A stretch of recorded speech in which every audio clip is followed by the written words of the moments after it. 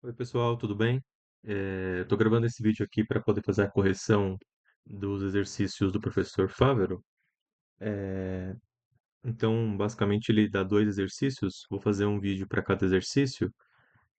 E dependendo, eu pensei também em gravar talvez os vídeos sobre a teoria, né? Porque a gente viu que na prova um caiu um pouquinho de teoria, então talvez faça sentido a gente fazer uma revisão lá, tá bom? Mas vamos resolver os exercícios porque realmente essa parte é relativamente simples, e bem objetiva. Então vamos lá. No exercício 1 ele fala aqui, né, que ele tem um arquivo, né, Bank-Loan, que apresenta 8 variáveis referentes a 500 pessoas que são clientes de uma financeira, e aí por meio de uma regressão logística ele quer, primeiro, elaborar uma regressão logística, né, sem as variáveis cujos parâmetros não rejeitarem a hipótese nula do teste de Wald ao nível de significância de 5%. Né? Ele pergunta quais são as variáveis significativas para se elaborar uma adequada predição do risco de default. Beleza, então vamos lá no Stata. Vou fazer bem do início aqui para a gente poder ir juntos. Então, Bankloa, vou abrir aqui o arquivo. Vou gravar meu log, né? Então, log using, né? Caso vocês queiram gravar também, é esse o caminho, tá? Para vocês poderem gravar. Só mudar o nome no final aqui. Então, vídeo resposta 1.log. Beleza, então tudo que eu fizer a partir de agora, o log vai gravar. Beleza. Bom, então vamos lá. Aqui, a primeira coisa que a gente precisa dar uma olhada é nos dados. Então, a gente pode fazer um desk, primeiro para poder dar uma olhada, né, nesses dados. Então, aqui a gente tem as variáveis, né, que tem nesse banco de dados, idade, educação, emprego, endereço, renda, dívida. Tem também aqui como que foi classificado, né, as variáveis, né, nessa tabela. Aqui na parte direita a gente tem as variáveis, caso a gente queira usar elas de forma mais rápida ali no console. E também escrevendo edit ou clicando aqui também em cima nesse data editor, a gente pode dar uma olhada nos dados.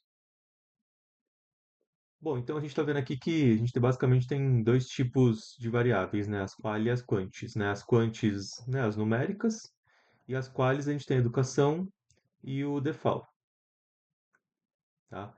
Ou seja, quer dizer que a gente não consegue utilizar a regressão para essa variável educação ou default, tá? Então a gente precisa fazer uma transformação aqui, uma damização. Beleza. Então, para a gente poder começar, a gente sabe que o primeiro que a gente tem que fazer é damizar. Por quê? Porque como elas são variáveis qualis, não dá para usar o modelo. Então, a primeira coisa que a gente tem que fazer aqui, então eu vou colocar até, então, o primeiro passo é tornar as variáveis qual e quant com dummy. Tá? Então, a primeira coisa que a gente tem que fazer é isso. Como que a gente faz isso aqui no Stata? É, basicamente, a gente fazer esse xi e ponto.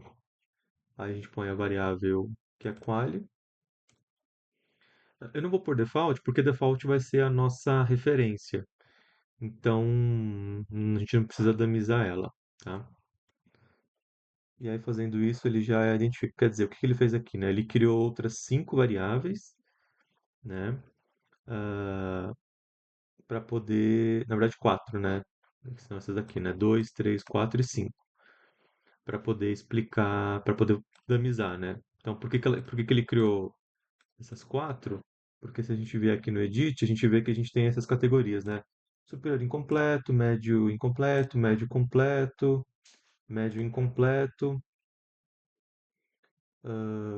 deve ter superior completo aqui também, né? E aí, por isso que ele criou 4 de superior completo. Então, como são 4 dummies, a gente, a gente precisa fazer essa damização, tá? Porque aí lembra sempre que para criar as dummies é sempre n menos 1. né? Igual quantidade de dummies. Tá, então são 5 categorias e aqui ele vai criar 4 dummies. Tá? Beleza, então vamos lá. Então a gente já transformou a educação em dummy. Agora o que a gente tem que fazer é criar o modelo logístico. Tá? Então aqui no caso vai ser logit, e aí a gente pode colocar as variáveis, né? Sempre lembrando que a gente começa pela default, que é o que ele falou lá no exercício. Ah, ele quer a default como a predição, né? Então a gente começa por ela, default, beleza. E agora é só a gente colocar as próximas, né? Então a gente pode colocar aqui idade, educação não, né? Porque a gente vai colocar as dummies, então emprego, endereço, renda, dívida, dívida C, outra dívida, e aí todas as dummies. Para não precisar escrever, o que a gente pode fazer aqui é até colocar um underline e estrela, que aí ele já traz todas que tiverem com esse underline i, traz tudo que tiver. Tá? Então, se a gente rodar aqui, beleza, já rodou ali nosso modelo logístico, e aí a gente pode já fazer umas análises, né? A primeira coisa que acho que a gente pode identificar, aqui, se vocês verem, vai ser a mesma linha da primeira parte do curso, né? Por exemplo, diferente do que a gente tinha lá do r quadrado, aqui é o qi quadrado, né? Aqui é escrito xi, mas é mais comum escrever tipo qui, né? Qui quadrado. Tá, é a mesma coisa. Porque aqui tá em inglês, né? Então, a gente vê que a probabilidade do que quadrado é menor, né, do que, né, o nível de significância aqui, que ele falou de 5%, então 0,05, então, de fato, tem variáveis que explicam, né, esse modelo. E a gente pode ver aqui na probabilidade maior que o f, a gente pode ver quais que, de fato, fazem sentido. Lembrando que, né, você escrever aqui, né, há um nível de significância de 5%, né, ou seja, 0,05, podemos identificar quais as variáveis explicativas melhor, vou ser redundante, mas acho que vocês entendem, né? Melhor explicam o modelo. Tá, então a gente vê que, por exemplo, idade não é menor que 0,05, então ela não vai entrar no modelo. Emprego entra, endereço entra, ah, renda não, dívida entra, ah, dívida CC, outra dívida não e nenhuma das dummies, tá? E a constante, né, também entra. Então, para a gente poder, né, acho que a próxima parte que a gente pode fazer essa parte do stepwise, mas antes vamos só responder o que ele perguntou lá, né? Então, pelo teste quadrado, ah, devemos observar que pelo menos uma das variáveis explicativas é significativa, pois ele é menor do que 0,05.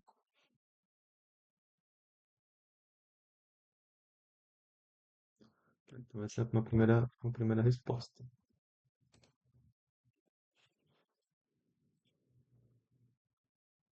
Ah, ele falou teste de Wald, né? Mas basicamente era aquele teste de a gente poder fazer a hipótese nula ou alternativa, né? Aqui é só a gente ver mesmo essa questão do que quadrado, né? E aí depois, né, podemos avaliar quais que vão entrar quais variáveis que vão entrar para o modelo final. Então, a gente pode até falar, né, as variáveis que entrarão no modelo final serão, aí serão essas, né? Vai ser emprego, vai ser endereço, vai ser dívida, vai ser dívida CC. hum, Aí só, né? Então são. E eu posso falar IA constante, pois são aceitas ao nível de significância de 5%. Então, basicamente, a gente pode colocar essa aqui como a resposta.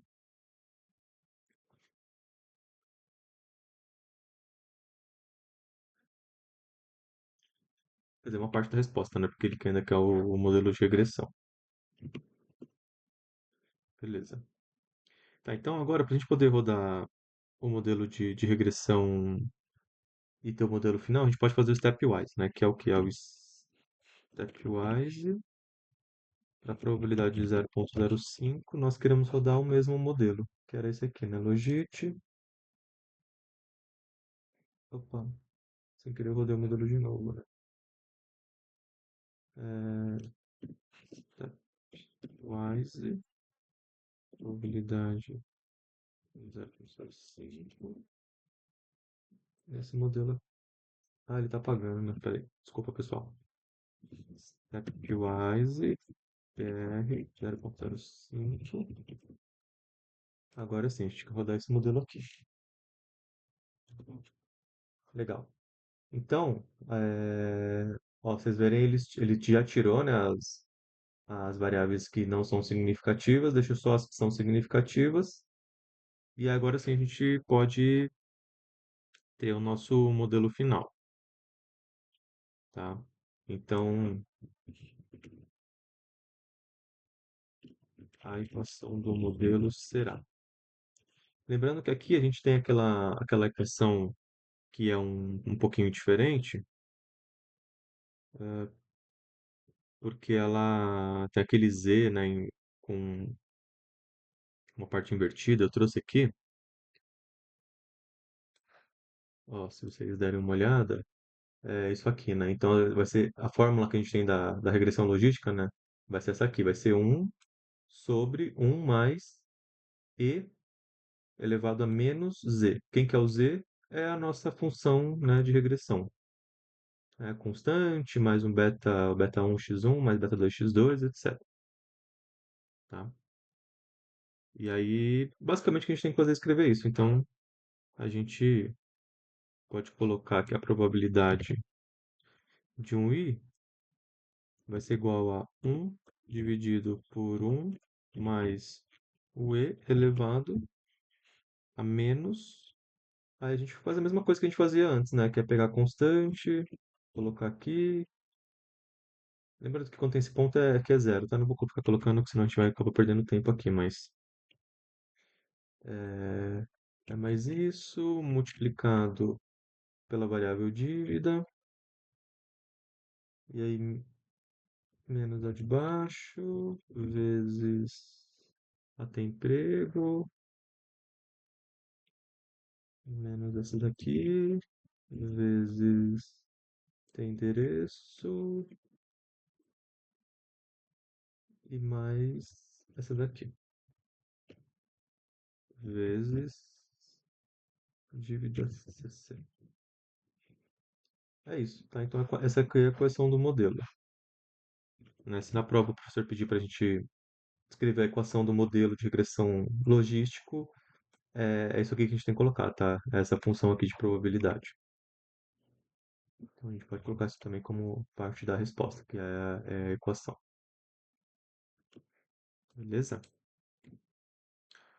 Bom, legal. Então, agora a gente pode ir para 2, que ele pede para a gente calcular exatamente a probabilidade de default, né, de não pagamento, de um indivíduo com as características, né? Com idade de 40 anos, nível de educação de 3, emprego atual 3 anos, endereço de 5 anos, renda familiar de 60, endividamento de 17, dívida do cartão 0,7 e outras dívidas de 3. Então, assim, na prova, o que a gente teria que fazer? Substituir, tá? A gente teria que pegar essa equação aqui, tá? E fazer esse cálculo na mão. Aqui, para a gente não perder tempo, né? Porque aqui, de fato, é uma matemática mais simples. Eu vou utilizar uma função que o próprio professor também utilizou. Então, aqui na B, que é a gente usar uma função do Stata, que é esse mfx at, e aí a gente vai colocando cada uma das variáveis, que aí ele já calcula automaticamente. Então, primeiro, dívida vai ser 17, emprego vai ser 3, endereço vai ser 5, dívida com cartão de crédito vai ser 0,7. Eu acho que é isso, né? Então, de novo, o que a gente teria que fazer na prova, né? Ele falou que a dívida é 17. Então, aqui no lugar de dívida, a gente colocaria 17. Endereço. Então, o endereço é 5. Então, aqui, ao invés, nessa variável, a gente colocaria o 5. Aqui no tem emprego, a gente colocaria 3. E na dívida de cartão de crédito, a gente colocaria o 0,7. Tá? Então, é basicamente isso. Mas essa função aqui, ela já faz o cálculo para a gente de forma mais automatizada. Tá? Então a gente pode ver que aqui ele já traz até a probabilidade de default. Então, quando a gente fizer esse cálculo aqui, esse, esse, esse 1 dividido por, taranã, a gente vai ter essa probabilidade aqui, ó. Então a probabilidade de default é isso aqui. Então a gente pode escrever, né? A probabilidade de default ah, por uma pessoa com essas características é de. E a gente pode copiar esse valor aqui. Eu não sei se na prova ele já vai dar o valor, vai pedir só para ter Acho que provavelmente não, ele vai pedir provavelmente para a gente poder calcular esse valor, né? Então a gente vê que esse aqui é de 46,89%. Tá? Então essa é a probabilidade de um indivíduo com essas características não pagar. Essa aqui basicamente é a resposta. Beleza. Então elabore uma curva ROC e interprete ela. Legal. Então, vamos lá. Vamos construir a curva ROC aqui. Bom, a curva ROC ele vai ter que dar na prova, não tem muito o que fazer, mas a função dela é basicamente esse LROC, para a gente poder visualizar ela. Então, o que que essa curva diz pra gente, né? Basicamente, ela ela está fazendo uma distribuição aqui para ver, né, como que seria uma previsão, né, de eficiência do modelo. Então, de acordo com a especificidade e a sensibilidade. Então, um indivíduo que tem ali uma especificidade, lembrando que especificidade e sensibilidade são aquelas relações que a gente tem da pessoa, do modelo estar certo, tipo, a pessoa, por exemplo, ser uma boa pagadora e o modelo falar que é um bom pagador, e o outro é da pessoa não ser uma boa pagadora e o modelo falar que é um bom pagador. Tá? Então, essa é a relação entre os dois. Então a gente vê que aqui, por exemplo, a gente tem uma distribuição e tem uma área da curva, né, embaixo, que, que é essa aqui. Então, quanto maior for essa probabilidade nessa área da curva, melhor quer dizer que o modelo está respondendo, né? Quer dizer que mais próximo da realidade ele está. Se a gente colocar uma pessoa com as características, por exemplo, eu, né? Colocar uma característica real, eu, sei lá, vou dar bom pagador e quando for ver a realidade, de fato, eu sou um bom pagador ao longo do tempo. Tá? Então, o que a gente tem que analisar aqui, basicamente, é essa probabilidade. Então, provavelmente na prova ele deve dar esse gráfico aqui e perguntar alguma coisa nesse sentido, né? Ah, qual é, né, a, a interpretação dessa curva ROC aqui? Então, vocês podem falar isso, né? Que a sensibilidade e a especificidade se referem a eficiência do modelo e a curva ROC, né? A gente quer analisar a área embaixo da curva para poder identificar se de fato é um bom modelo ou não, beleza? Então a gente pode escrever aqui, né, que a, a área abaixo da curva ROC apresenta uma eficiência global do modelo de 0,8476. 8476, que é igual a 84,76%. Ou seja, indica que o modelo é eficiente. Eficiente.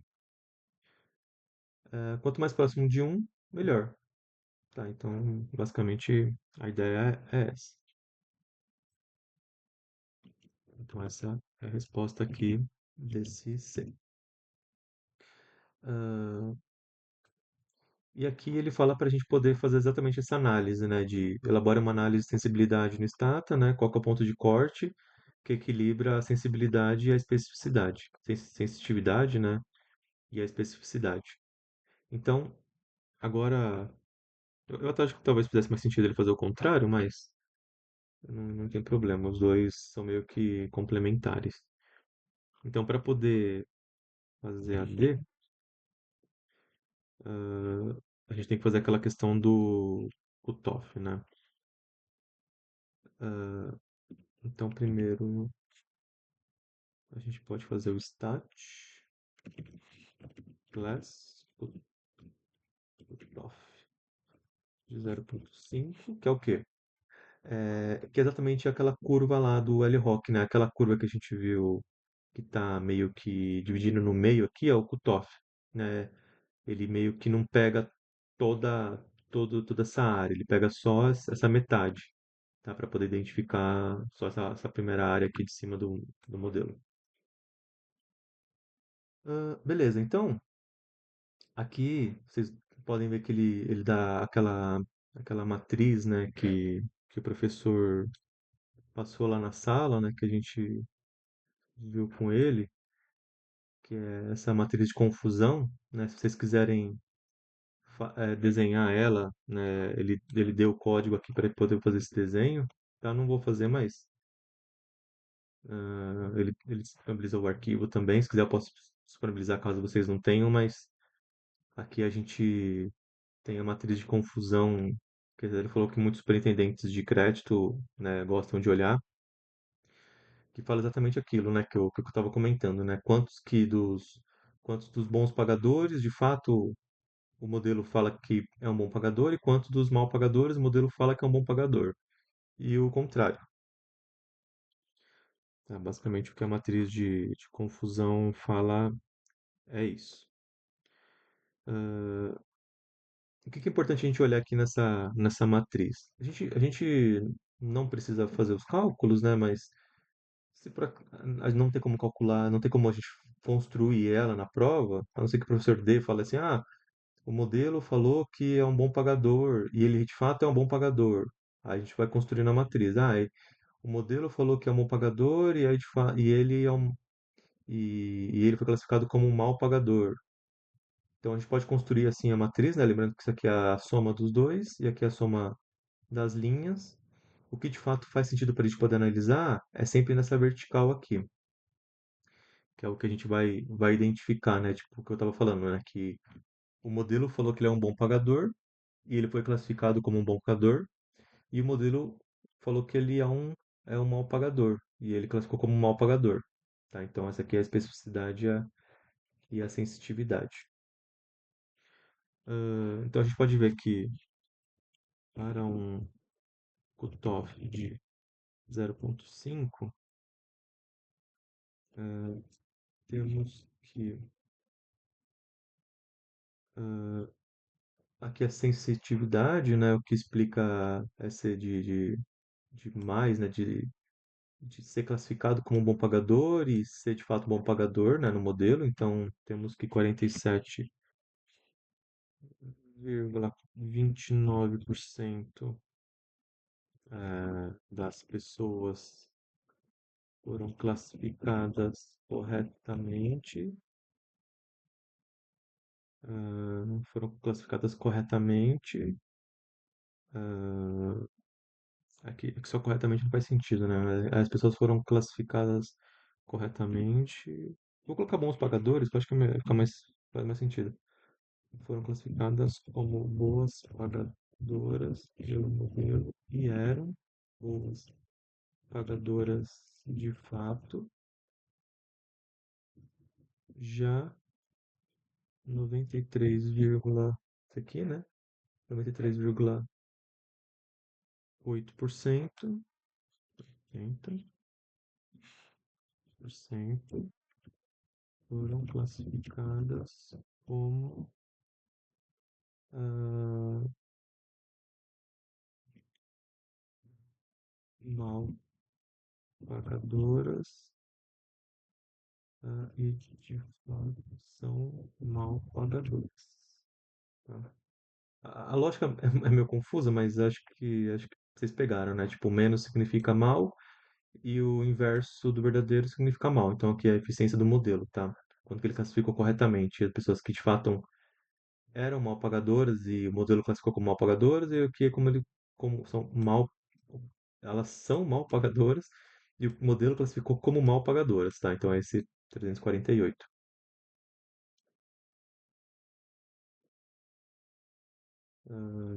Beleza. É, eu acho que até na aula o professor fez também uma, uma explicação, né, de como que é a classificação dessas,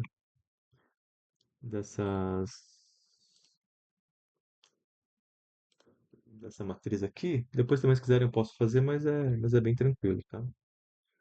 É só a gente ver mesmo, né, a proporção que a gente tem aqui em cada um dos casos. Beleza. Então, acho que essa é a resposta, uma primeira resposta que a gente tem aqui. Tá? Eu vou até copiar ela lá pra cá.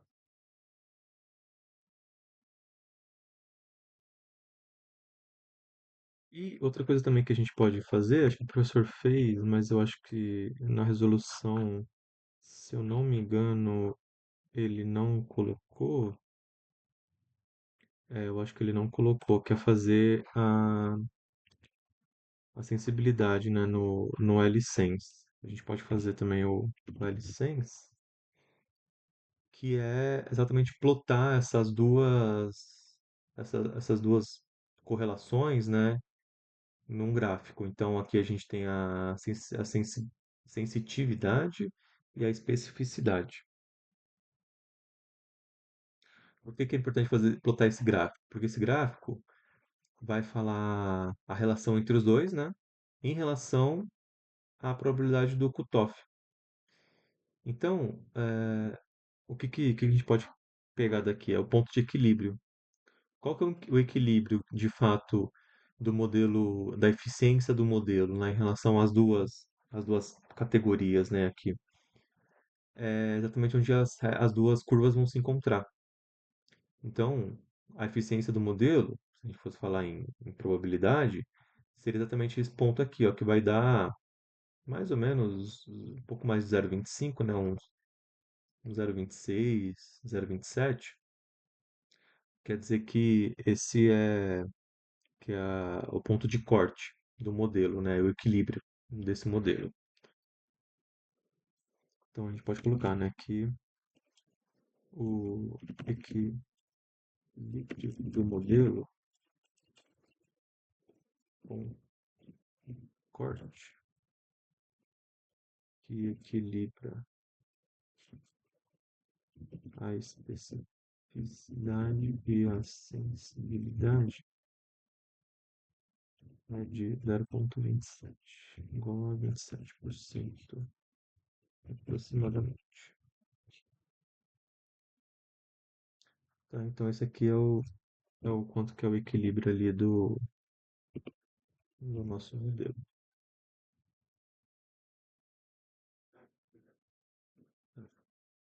É, se eu não me engano, eu tenho até o cálculo aqui, só fiquei com isso na cabeça, né, do cálculo da matriz,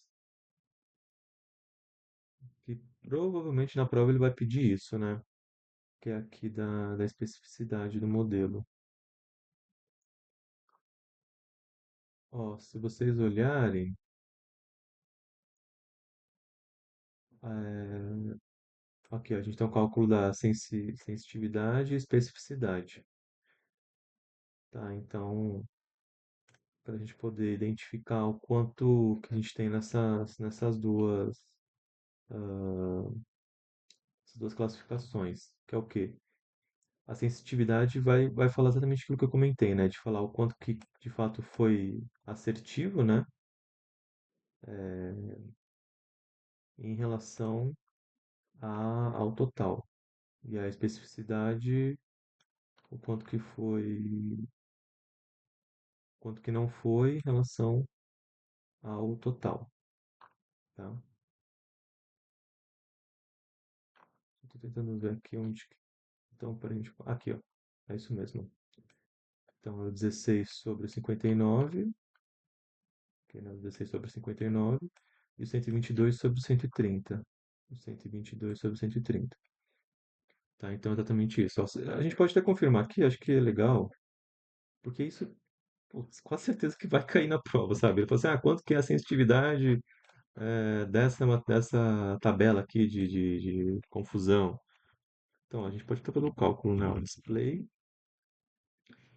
61 dividido por 129. 47,28. Ó, legal, é isso mesmo, ó, 47,29, né? Arredondando vai dar isso. Então, essa aqui é a sensitividade, né? Essa aqui é a sensitividade. E a especificidade, né? A especificidade vai ser exatamente o 348 dividido pelo 371. Tá? Tô pegando aqui, ó, 348, 371, que vai dar 93,80, que é exatamente isso aqui, né? A especificidade, 93,8. Tá? Se na prova ele pedir para calcular, vai ser isso que a gente tem que fazer. É o primeiro dividido pelo total e depois o outro dividido, é sempre na diagonal. Na diagonal principal, a gente pega essas probabilidades para poder falar da especificidade e da sensitividade, né? E da especificidade, tá? Para a gente poder falar do. Lembrando sempre, né? Que o modelo acertou e a pessoa pagou, e o modelo falou que. Não que acertou, né? Desculpa, que o modelo falou que pagou, né? E o modelo falou que não pagou e ela de fato não pagou, tá? Então, essa aqui é o quanto que o modelo está acertando com esses dados. É como se ele estivesse inteirando, né? Ele pega ali um modelo que ele tem a função e vai pegando cada um dos dados e colocando no modelo para ver o resultado. Se o resultado der igual o que estava no início, né? Que falava que a pessoa não pagou, tá certo. Se ele falou que não, tá errado. Que é tipo isso aqui, né? Ó, o modelo falou que a pessoa era uma boa pagadora, mas lá na tabela ela não era, tá? Então errou aqui, o modelo errou. E o contrário também, ó, ela falou que ela não era uma boa pagadora, mas ela era sim. Então aqui o modelo também errou. E aqui o modelo acertou, tá? Ah, a gente também tem essa classificação correta aqui, né, de 81,80, não estava no exercício para a gente poder fazer, mas também se ele pedir, a gente pode usar esse modelo. Ele até usou aqui, né? A especificidade, essa classificação correta, né? Mas eu também acho que provavelmente na prova ele não deve pedir, não. Tá? Mas, por acaso ele pedir, a gente pode ver que é como se fosse uma média, assim, né? Mas eu não. Ele não falou muito sobre isso, por isso eu acho que provavelmente ele não deve falar, tá? Bom, é isso, pessoal. Espero que tenha ajudado vocês, tá? Estão as respostas. Desculpa, aqui, aqui estão as respostas, se vocês quiserem dar uma olhada. Se vocês quiserem, eu posso disponibilizar esses arquivos também, mas basicamente é isso, tá? A gente pode dar aqui um log close e eu espero que tenha ajudado vocês. Depois eu vou gravar do exercício 2 também e com o tempo a gente revisa um pouco da teoria. Mas daqui acho que principalmente a teoria que a gente vai usar de fato é mesmo a gente poder capturar a questão de quais que são relevantes, né? Nesse aqui quadrado, que é o que era o R quadrado, sendo menor que o nível de significância de 5%. Se ele fala 10, a gente olha para 10, mas aqui é bem baixo, né? Pelo menos uma das variáveis explicam bem o modelo. E aí a gente olha para a probabilidade do Z, que for menor também que 0,05, a gente entra. E aí os que entrarem, a gente vai poder capturar e fazer a equação do modelo. A equação do modelo agora é diferente, né? Esse 1 sobre 1 mais z elevado a menos, e a gente põe a mesma regressão que a gente estava utilizando, né? A função que a gente estava usando, com com as variáveis significativas. Depois a gente pode calcular substituindo as variáveis por dados. Eh, Aí depois a gente pode ver a curva, né? Para poder identificar lá. Aqui não está mais, mas a gente pode ver a curva ROC para ver a eficiência global do modelo. Então, aquele número lá de porcentagem que vai estar embaixo da área da curva é o que vai explicar o quanto que o modelo é eficiente. É, a gente pode também fazer a matriz de confusão para poder identificar a eficiência do modelo em relação aos parâmetros, né? Então, que o modelo falou que é verdade, realmente é verdade, o que o modelo falou que não é verdade, de fato não é verdade. Tá? A gente pode fazer, que é a especificidade, sensitividade e especificidade, beleza? É, ahn, tá, então são essas porcentagens, né? 47, 93. E a gente também pode fazer o equilíbrio, né? O ponto de corte, né? O equilíbrio do modelo entre a sensitividade e a especificidade, que vai dar aquela probabilidade que a gente viu aqui, que é onde se encontram as duas curvas, que é 0,26, 27 mais ou menos, tá? Que é o ponto de equilíbrio de corte do modelo. Então é isso, pessoal. Obrigado, espero ter ajudado vocês. Um abraço, até mais.